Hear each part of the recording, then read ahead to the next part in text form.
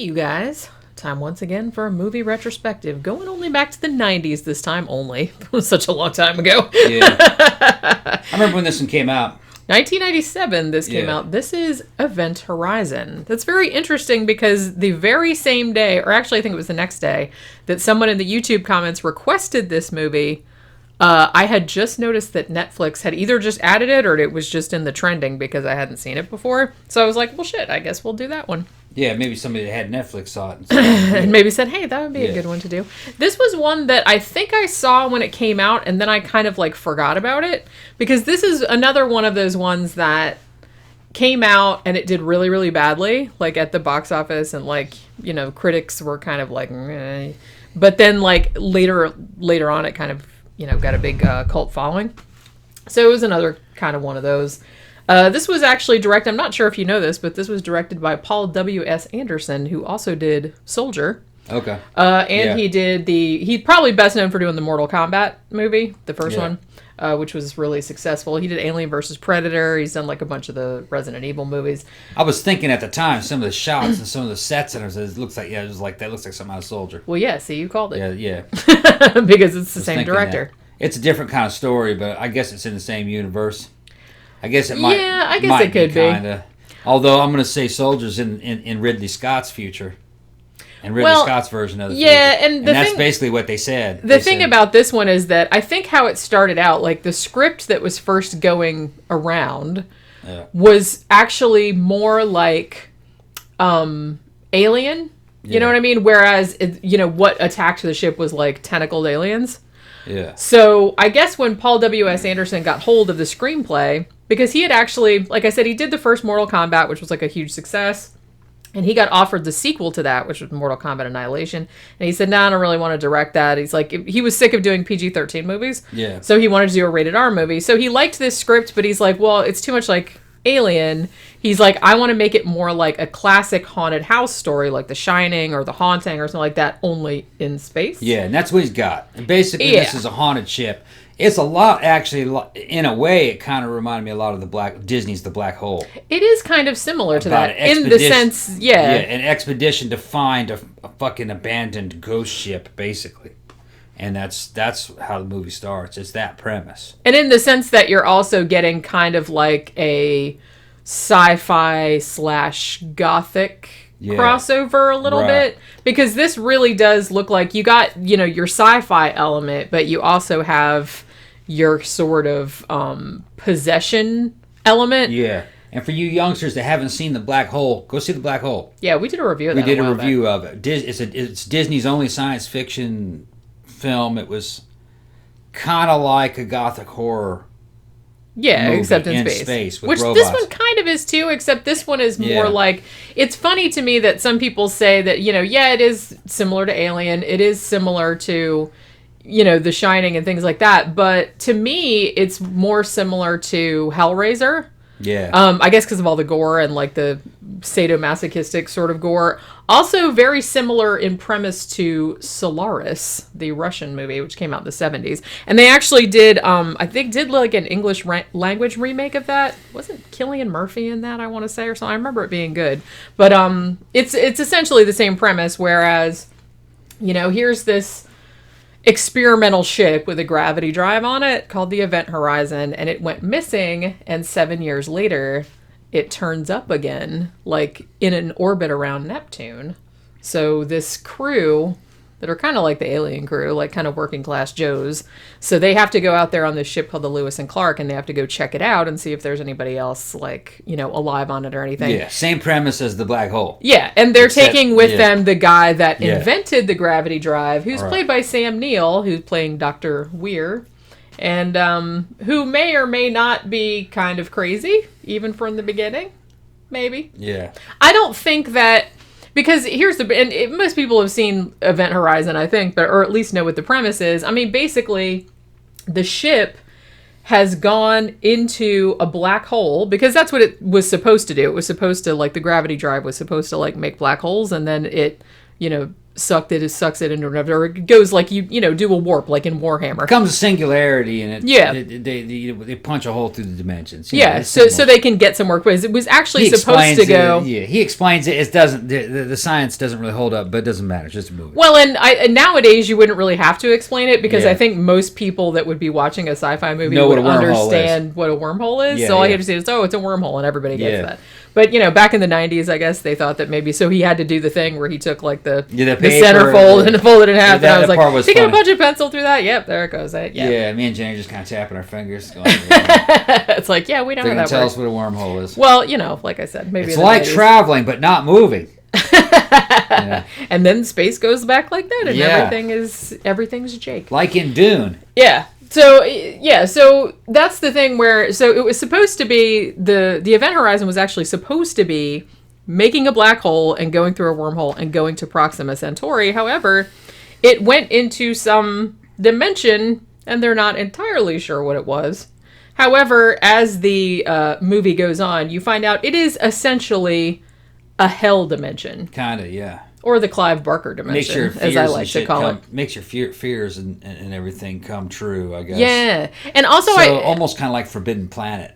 Yeah, like that kind of too. Yeah, where they found that alien machine that made your id, gave your id a way of making itself manifest, usually as a big-ass monster. Yeah. Because I feel like, too, he also kind of had a thing where the ship itself became like a sentient being. Yeah. You know what I mean? Yeah, I wasn't buying that part, but that's what they were making it. That's what they were trying to make it sound. Yeah, and, well, like I said, I think that's where comparisons to, like, The Shining and The Haunting and stuff like that, because, like I said, I got way more of, like, a Hellraiser or a Solaris vibe. Yeah. But I think that when he said he wanted to make The Shining in space or The Haunting in space, I think he was talking more about making the ship an entity, thing. Like a living entity, much like the Overlook Hotel or the house in in The Haunting. Yeah, and I must admit it doesn't really work. It didn't work for me. The thing about this though, it's weird because this came out.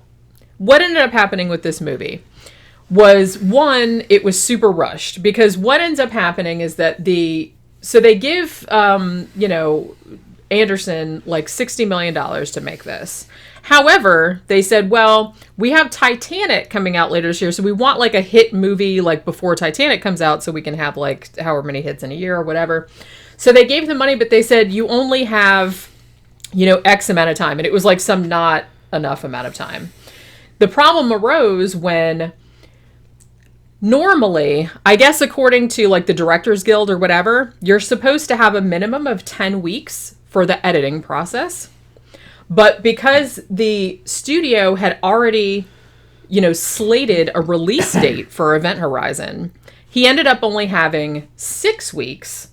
But in practice, he really only ended up having 4 weeks because he was still doing second unit stuff, like in those first 2 weeks that he was supposed to be editing it. So what ended up happening was that the first cut of this movie was 2 hours and 10 minutes long, and they showed it to test audiences, and test audiences didn't like it, mostly because it was way too gory, and the studio didn't like it either because they didn't expect it. They thought it was just going to be like a sci-fi monster movie, I guess, and it's like they didn't expect all the evisceration, like all the eye gouging and stuff that happens in this movie. So, there was a lot of negative feedback, so Paramount comes out and was like, well, can you take about 30 minutes out of it? Mostly the gore, but some of the other stuff was cut as well. So they ended up like taking a bunch of stuff out. So when that would have been better with the gore in it. I think so. And Paul Anderson thought that as well. So he was like very, very disappointed, but he was like on a very, very tight schedule. Right. He not all the scenes that were cut were gore. Some of it was like additional character development, additional scenes like, kind of establishing the hell premise. But a lot of that was taken out. So what ended up happening though, so the movie comes out like in the theaters, it cost $60 million to make, and it only made like $26.5 million back. Yeah. So it was a big failure. Yeah. But the weird thing about it is that, however, like a year or two later, when it was released on DVD, it was like a massive hit, like suddenly. Yeah, well, we know what it was like back then. Yeah. I mean, this is this is 90s. This is 97. But I know exactly what it was like back then. Yeah. You had Blockbuster. True. You had all those damn video rental stores. Yeah. And kids were... When I was a kid growing up, it was a lot more likely that you were going to be able to go down to Blockbuster and rent some shit for you and your buddies, over the weekend. Yeah, Friday or Saturday night. Friday, Saturday night. That's kind of what everybody did. Yeah, that's what you did. And so it was more convenient than going to the theater. Yeah. You know what I mean? And it was more, it was cheaper. True. It was cheaper. And a movie that you would rent and love, you probably wouldn't like to have paid the damn full price to go through and see it to the theater. And I think that kind of still applies nowadays. Like, people will watch stuff on Netflix and be like, oh, it's like, it was so good. But it's like they wouldn't necessarily have risked, like, spending $12, $13, $14, $15. And then had they spent $12 on it, they would have said, well, it wasn't that good. Right. Yeah. Because we came from an era where we'd watch the same movie fucking 5, 6 times, 8 times. Because they would play it over and over on HBO and Cinemax. Yeah. So some movies just kind of got burned into you, like the old Flash Gordon. I fucking love that movie. I didn't realize how good it looked until I got it on Blu-ray on a modern TV. And I saw that one in the theater too. But when you're a kid, you know what I mean. You're not really paying attention. Why is it not as cool as it was when the theater? Well, the theater was HD, basically, and your TV were fuzzy. Yeah. But it was just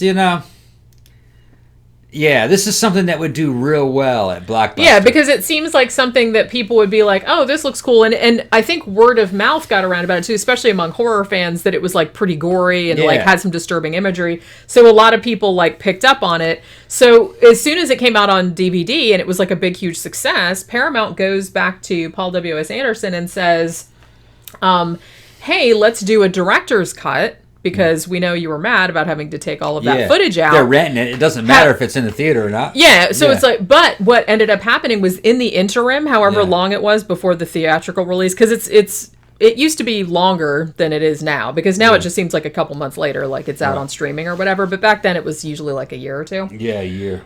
So in the interim, all of the footage that had been cut out had been lost. It had been like misfiled, or it was destroyed or something like that. Like somebody just misplaced it, or it wasn't stored properly or whatever. So the only thing that still exists of his original cut, the one that they showed the test audiences, is like a VHS tape. Ooh. So it's because somebody found it, like a friend of his that was like at Paramount or whatever is like, hey, I found this is your rough cut, right? But it's on VHS, so it's all video quality. Yeah. Now they do know, like I know that there were a couple scenes maybe they're on the Blu-ray now. I'm not sure. Like I said, but they're not really good quality. And like I said, it's not all gore. Like some of the gore is extended, especially like the one scene where they're watching the video of like the last of the Event Horizon crew and like what happened to them. And it was just like this horrible like orgy of like sex and blood and gore and everything. Like I said, it's very Clive Barker. So I think that was extended because the way it is now, it's like I feel like this movie. And maybe, I guess I'm not the person to judge because I've been watching gory movies like my whole entire life. So I feel like this movie kind of got a reputation for being really, really gory. Okay. And to me, it doesn't seem all that gory. Yeah, you said really reputation for being gory, and I said bland. Because at the time that I saw it, I remembered it just being like, yeah, whatever. Because we took this shit for granted by the time 97 rolled around. Well, I mean, to me, it seemed like... I mean, Hellraiser, to me, seemed gorier. And that had come out, like, 10 years previously. Yeah. So, I mean, Candyman was gorier, and that had come out 5 years. The thing about it is, like, there's a lot of gore, but it's very quick cut. Yeah. You know what I mean? So it's not like you can sit there and focus on... somebody getting their eyes gouged out or anything like that. They just kind of show the aftermath of things. And the effects are really good. Like, I especially like the dude that gets, like, eviscerated, like, and hung up and all his guts are down on the table, like Silence of the Lambs style. Like what Hannibal Lecter did to that guy in his fucking prison cell or in his, in his cell or whatever. Like, he hung him up. I do like that. But like I said, I don't feel like they linger on it long enough to say that it's gory. I think that when I was reading like some people's comments about it, I think what made people think maybe that it was gorier than it was is that they thought it was just like a standard sci-fi movie. So they weren't expecting it to be Hellraiser level gory. You know what I mean? So I guess it was more like a surprise thing than a, oh my God, it's so gory thing. Yeah, when I saw it, I was just like, I guess in our generation, there's a certain amount of like of diminishing returns. Had I saw this at maybe 10, maybe it would have made a big impression on me. Yeah. You know what I mean? But I saw this, after I was out of the Army already. I must have been about, 26, something like that. Yeah. 27. And it just went right through me. I was like, yeah, whatever. And I didn't really care. It didn't make much of an impression the first time I saw it. I liked it the second time that I watched it more. It has good sets. Yeah, the production design is gorgeous. I don't find it to be a very driving story. I don't really find it to have much of a flavor. It's very bland to me. It didn't really have much of a gestalt to it. I thought Black Hole was a lot better. Black Hole has a better tone. Yeah. Kind of weird, you know what I mean? Dark. Even though not a lot happens in the Black Hole. Yeah. You know what kind of bothers me about this one? It's like, I really like all the actors in it. Sam Neill is good in it. Like, Lawrence Fishburne is in it as the captain. He's great. He does a good job. I really like the guy that was in it that was in Dog Soldiers. I can't remember what his name is right now, but I love that guy. Same guy from... Same bad guy from Soldier. From Soldier, that guy's in it too, yeah. So it's like, all the acting performances are good and stuff like that. I do feel like this is a movie that would probably benefit from having the footage that was cut out put back in it. Probably would. And it's sad because Paul W.S. Anderson said that's probably never going to happen because I don't know where that footage went to. It's like, all I have is like the shitty thing, and obviously we can't put that back in the movie. I found it to be bland. If it had the stuff that was cut out put back into it, probably would have made a better impression. Yeah, because to me it seems like it's a little bit it comes off as a little disjointed. And it comes off as being a ripoff. To me, a little bit, yeah. And I couldn't tell you what a ripoff of what. I don't know. Well, it doesn't look original. A lot of people have said, it obviously pays homage to, we'll put it that way. It obviously pays homage to a lot of different movies. Alien, Solaris. Yeah. Like I said, Solaris is almost the same exact story, and that came out in the early 70s. Leviathan maybe, or something underneath the water. Something like that. It just seems like a ripoff of everything all happening at once, but it doesn't really seem like, it doesn't seem to have its own character to me. But maybe it would have if it had the other stuff that was taken like out. I said, it's kind of a shame. I wish I could see it the way it was kind of originally intended to be seen, because I really like the premise. I like the premise of Clive Barker in space. I know that one of the later Hellraiser movies, they actually did go to fucking space, I think. I don't think I saw it. But it's like, this very much seemed to me like that, which is an intriguing concept. I think it needed a classical score. And it had to have a classical horror score to it to give the tone that they wanted. And a lot of the sets had to be a lot darker. As dark as Alien 1. Yeah. And Alien 2. The stuff is too well lit, and everything's very metallic blue. Yeah. And it just didn't tonally strike me. Especially, like I said, on par with the Black Hole. Yeah. The Black Hole's, to me, has an eerier feeling to it than this, even though this one was gory compared to the Black Hole. And the Black Hole had a simpler, more driving story behind it. Yeah. This one actually was a little too fragmented and too complicated and too many characters. I think, and too many characters that just you don't really seem to really give a shit about. Well, like I said, that's why I think it would have benefited from a longer runtime, because I feel like, because some of the scenes that were cut out were more like character development type of scenes, because the character development scenes that are in there are good. I just feel like there aren't enough of them, or the editing of it was strange. So it's like, it seemed to me that I couldn't really, get a handle on anybody enough. Like I said, I liked the gore, but they needed more of it.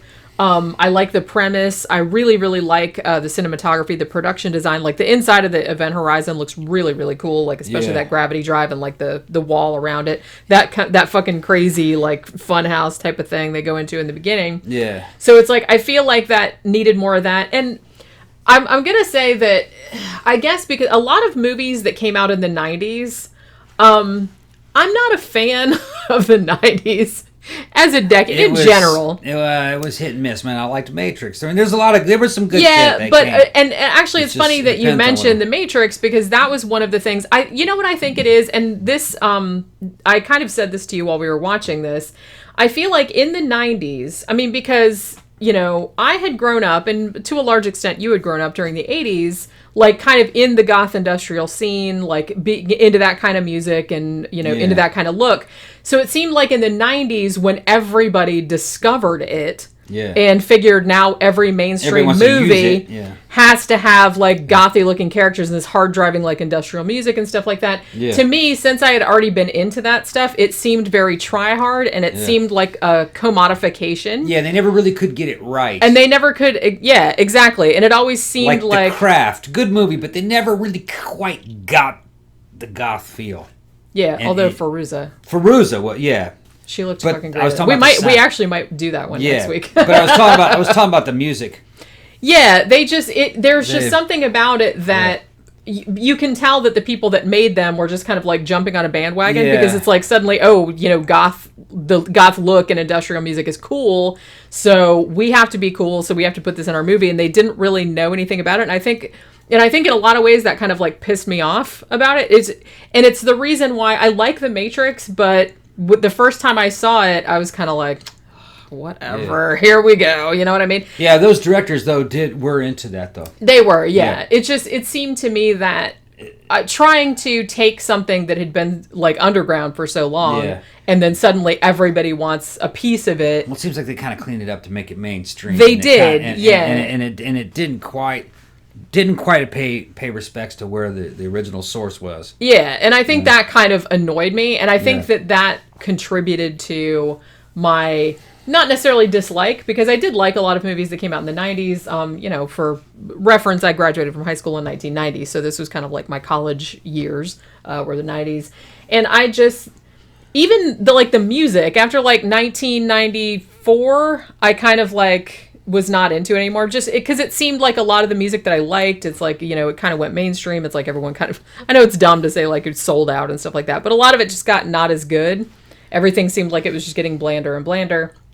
You know, maybe that's just my perception. But you're talking about, look, let's get back on track. If you want to talk about damn horror movies in space, there's another one that came out after this I think did a better job. I think it was called Pandorum. This one is kind of similar to that too. Yeah, Pandorum. I liked that movie. I liked it a lot better than this one. Yeah, and it did have me going. I'm not gonna spoil Pandorum. Get that one. I can't even remember what year that came. When did that come out? 2004? I think it was 2004. 2000 something. That one there was like, wow. It kept me interested. Yeah. And then there's a bunch of flips. You're like, you know, twists to it. You're like, no shit. Yeah, that's a good one. Yeah. Yeah, I like that one. I think we just saw that. I can't remember which one that was. And if you want gothic horror in space, you go for the Black Hole. Walt Disney's The Black Hole. And I don't think you can get it on Blu-ray. Maybe you can. Yeah, I don't even know. I tried to find it on Blu-ray. I'll have to go look and see if mine's up. Yeah, that definitely seems more like an old school gothic horror story. Yeah, just set in basically space. That's damn Dracula / Frankenstein in space. Yeah, which, like I said, that's cool. And it has an eerie, kind of high class feel to it. It looks, it's held up. We saw it recently. Yeah, and there are some parts where you can see some wires. Yeah. But I didn't notice them too much in the Blu-ray. I think they might have. I didn't notice digitally taken them out. Yeah. Because people complain that there's a couple scenes where you can see a robot hanging on a wire. It's not really as bad as it used to be. If you see it, I think it is on Blu-ray that I got it on. I can't remember. Because I played it, and I don't remember seeing any wires. Yeah, I don't remember either. But you know, it's an older movie, but it looks like a very expensive, important movie because it was. It was Disney's attempt to try to dethrone Star Wars. I saw that in the theater. Didn't work. But it was still a great movie. I saw it in a damn big old fucking mall on right after its opening in California when I was a kid. My dad took me to it, and they had a gigantic model of that damn ship, the ghost ship. What was it called? I can't remember now. Yeah, it was huge. It was lit up on the inside of it and everything. It must have been about 50, 60 feet long, size of a fucking boat, hanging from the ceiling. It was awesome. Yeah, I'll never forget it. And they were selling models of those damn Vincent and Bob, the damn flying robots. The rip-off R2-D2s. Yeah. Man, I wish you They were good, though. Yeah. I liked that. I liked the movie. I did, too. Yeah, it's just a fun movie. The thing about it, though, is that, I mean, this movie, I will say that for a Clive Barker in space movie, I liked it better than some of the Clive Barker adaptations. Not Hellraiser, obviously, or Candyman. But I did like it better than, what was that one with the... Well, Rawhead Rex, that was terrible. Yeah. Rawhead Rex was good when you were like 16 or 17 and you were just fucking pissed drunk with your friends. Well, that's kind of true of any movie that. That one and the one with, the one with the cemetery, Midian. What the fuck is the name of that movie? I can't remember right now. The one with the monsters. I just totally blanked on the name the ones that lived underneath the ground. Yeah. Nightbreed. There you go. Yeah. Nightbreed. So I like this better than Nightbreed, or better than the movie adaptation. Because Clive Barker movies are kind of like hit and miss. Nightbreed was... Some people have told me Midnight Meat Train was good, but I still haven't seen it. Nightbreed was mostly good. But it was missing so many elements that you needed for it to I feel like that was another movie that had a bunch of shit cut out of it that shouldn't have been. Yeah. I mean, sometimes I think obviously editing is a good thing most of the time, but sometimes they edit too much out of things and I think that was the problem with Event Horizon. I just think that, I'm not saying it needed to be the full 2 hours and 10 minutes. I'm just saying that probably there was some stuff in there that should have been left in there. And maybe rearranged a little bit to make it like a little bit more. I really like the movie. Like I like the look of it and stuff like that. But it wasn't one, even though I saw it at the time, it wasn't one that made a huge impression at the time. And like I said, that might have been because of my ambivalence about 90s movies in general. And another thing about the 90s too is that I love Scream as much as that, I love that as much as the next person, but I do feel like that was kind of responsible for, now let's do all these like stupid slashers with all these beautiful, college age TV stars like getting cut up by people with fisherman's hooks and stuff like that. All right, I know what you did last summer. So my final verdict on Event Horizon was that it was a good movie that had been neutered. It didn't quite have the tone that I looked for. But other people might like it. That's just what I'm going to say about it. Yeah, like I said, I feel like it needed to be recut, put some of the stuff back in, needed more gore. There was a lot of gore in it, but needed more. I feel like they could have gone more in that direction if they were going to go full on the ship is possessed and it actually went to hell and then came back. Also, I think some of the character motivation could have been a bit clearer, particularly with Sam Neill's character. Because I don't know, like I said, I couldn't really tell if he had made the ship specifically because he thought that was going to happen, because he did kind of turn into a bad guy at the end, but then sort of not. Because it's like he was kind of a bad guy, but then, when that one crew member died, he looked like he was bummed out about it, even though I thought he would have been possessed by the ship at that point. So I feel like it could have just kind of been edited maybe, and they could have. The crew is supposed to be almost like a Star Trek level crew, but the problem is you can't get people to invest in characters just in one movie the same way you could with, say, like Star Trek, which is an entire series. Yeah. So it had to be something more along the lines of Alien 1. That's what they needed to establish. And if you actually look at the dialogue of Alien 1, not much is said. It's just a bunch of damn banter. It's very superficial, but it's very effective. And that's not what they had here. It was effective in getting you invested in a character. Writing characters, joking around, and writing characters is hard. Yeah. It's particularly hard, like you said, if you don't have a whole series or a whole novel or something like that to get yourself into this person's head. You have to convey a lot with not very much. A lot of movies fall down on that, I feel like. Yeah, I mean, in Alien 1, the two engineers, you don't know anything about them, but you feel like you've known them your whole life. Yeah. Because you just watch them joke around. Yeah. And interact and just laugh at shit. Because you know what kind of person that is. Yeah. Because everything is like shorthand. What is none of that's addressed. Those are very superficial characters, but in a weird way, you know exactly what kind of person that is. Yeah. And that is a testament. That's not what you get with his. That is a testament to not only the writing, but also the actors. Right. I think it's like a good... And like I said, all the actors in this are good. I just think that they cut too much out of it. Yeah. So that they didn't really give you a chance to get to know them. You can't have a character talk his way into characterization. You have to have an actor that acts. That's a good way of putting it. Being that shit. Because everything, it's not... A lot of character is not what people say. It's like, it's how they, carry themselves. Yeah. It's like their facial expressions, the way their body moves. How they react to what somebody else, another character said. Right. So it's probably only like maybe 20% what they say. Maybe not even that much. Yeah. Like, I feel like a lot of it's unspoken. Because when Dallas tells him, is his name Parker? I can't remember now. I think it might be Parker. When Dallas tells him, I don't want any heroics out of you, and he goes... He looks around. You can say he's like, "Fuck that! I'm gonna do what I want to do." He's like, "I'm gonna fucking do what I want to do. I'm gonna kill that thing." That's because you know that because you can tell from his body language. Just from his body language, you can tell from his body language. You knew exactly. I think his name was Parker. Yeah. I think his name was Parker. Yeah, because I remember Sigourney Weaver yelling at him. Yeah. Yeah. You knew exactly who Parker was. He didn't have very many lines. Or not any solid lines. It was just a bunch of comments and reactions and fuck that. You know what I mean? You knew exactly who that was. Which I feel like in Event Horizon they tried to have that, like with that one character where... But in a way, it kind of didn't work because tonally it seemed very strange. I feel like he was a little bit over the top with like, fuck this ship! And when he was like... Because he got like outside the ship and then he had to blast himself back. Which was funny, but I feel like it was... a little too funny for the tone of the movie. Yeah. You know what I mean? Well, that's a very fine line to walk. They were working fast, I guess. Yeah, and like I said, it's kind of a shame because I really love the concept. I'm not a huge fan of sci-fi horror, but, there's some that I like. But, so it's going to have to be, like, really good to make a huge impression on me. I could tell these actors were kind of just... They're just getting paid. They don't know, they probably didn't even know the whole story of the script of the movie. You could... The people that worked on Alien 1, they knew they were doing something very special. Yeah. And they were bringing their own special magic to the table. Just like with the Thing. Yeah. In Carpenter's version of the Thing.